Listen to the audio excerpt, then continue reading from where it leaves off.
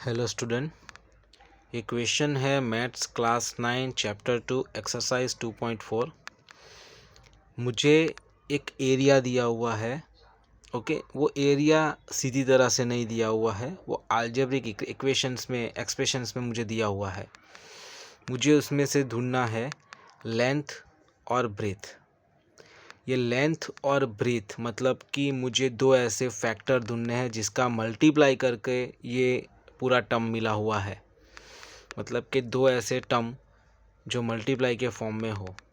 तो indirectly area का formula है, पहले मैं एरिया का फॉर्मूला लिखता हूँ यहाँ पे। Area equal to L multiply by B, मतलब कि एरिया है मेरे पास और ये जो है वो एल मल्टीप्लाई बाई बी है, पर ये पूरी इक्वेशन है, मुझे एल अलग और बी अलग करना है।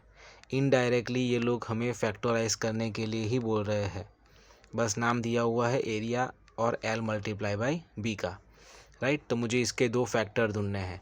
जैसे एरिया के दो फैक्टर है उसी तरह से ये एरिया है और इसके दो फैक्टर यानी कि दो टर्म जिसको फैक्टराइज करने पर हमें मिलने वाले हैं।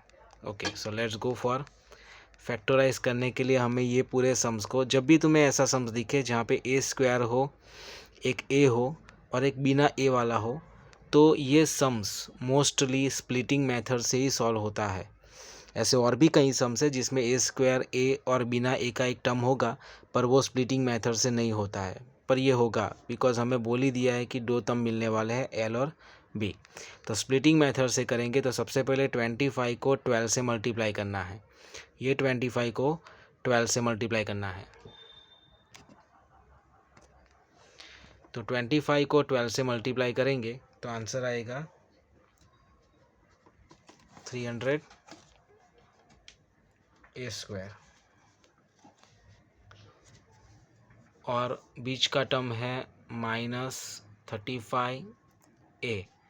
ये प्लस की साइन है और यहाँ पे भी प्लस की साइन है, इसलिए ये भी प्लस होगा, राइट। तो अब मुझे वो दो टर्म ढूंढने हैं जिसका मल्टीप्लाई करने पर आंसर 300 आएगा और प्लस या माइनस करने पर आंसर 35 आएगा। ये बहुत ही बड़ा टर्म है, तो ऐसे बड़े टर्म को ढूंढने में बहुत टाइम लग जाता है। मुझे इसका आंसर पहले से ही पता है तो मैं आपको बता देता हूँ। अदरवाइज़ आपको अगर इसका आंसर ढूंढना है तो आपको थोड़ा टाइम लगेगा, बिकॉज हमें 300 के फैक्टर्स निकालने पड़ेंगे और उसके बाद हमें पता चलेगा।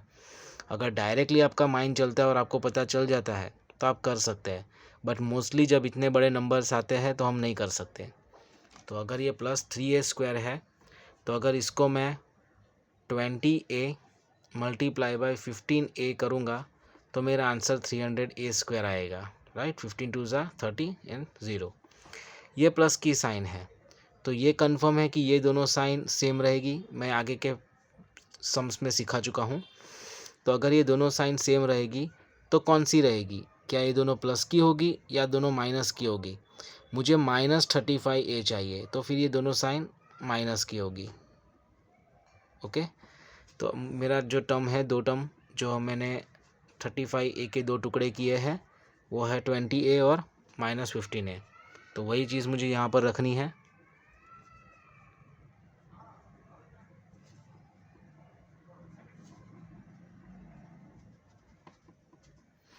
ओके, ये सेम है, ये सेम है, बस मैंने 35 ए के दो अलग अलग टर्म में डिवाइड किया हुआ है, राइट। सो सबसे पहले मैं इसमें से कॉमन निकाल देता हूँ। 25 और 20 में से कॉमन निकलेगा ऐसा नंबर जो 25 और 20 दोनों को डिवाइड कर रहा हो, तो वो नंबर है 5। वैसे तो 25 और 20 को 1 भी डिवाइड करता है, पर हमें बड़ा नंबर लेना है और ए दोनों के अंदर है तो ए भी एक बाहर आएगा और बाकी का जो टर्म बचा उसे हमें ब्रैकेट में डालना है। 25 को 5 से डिवाइड करेंगे तो आंसर आएगा 5 और ए स्क्वायर को ए से डिवाइड करेंगे तो आंसर आएगा ए। ठीक उसी तरह से 20 को 5 से डिवाइड करेंगे तो आंसर आएगा 4 और ए को ए से डिवाइड करेंगे तो कुछ नहीं बचेगा, दैट्स ओवर। यही साइन जो एग्जिट आती है वही हमें रखनी है। मुझे 15 और 12 को डिवाइड करना है। ऐसा कौन सा नंबर जो 15 और 12 दोनों को डिवाइड करता है, तो वो नंबर है 1 और 3। तो मुझे बड़ा नंबर लेना है, तो 3 बड़ा नंबर है तो मैं 3 लूँगा। अब जो टर्म बचेगा वो ब्रैकेट के अंदर आएगा। 15 डिवाइड बाई 3 आंसर 5। दोनों में ए कॉमन नहीं था इसलिए ए बाहर नहीं लिया है तो वो भी ब्रैकेट में जाएगा 5 के साथ।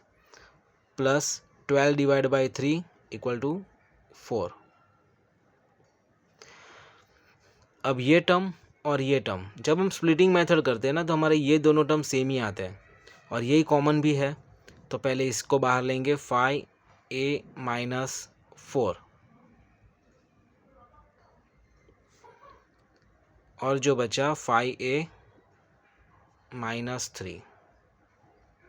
Okay, so 5a minus 4 5a minus 3 is the factor. हमें फाइंड करना था l मल्टीप्लाई बाई b। तो ये मेरा l है।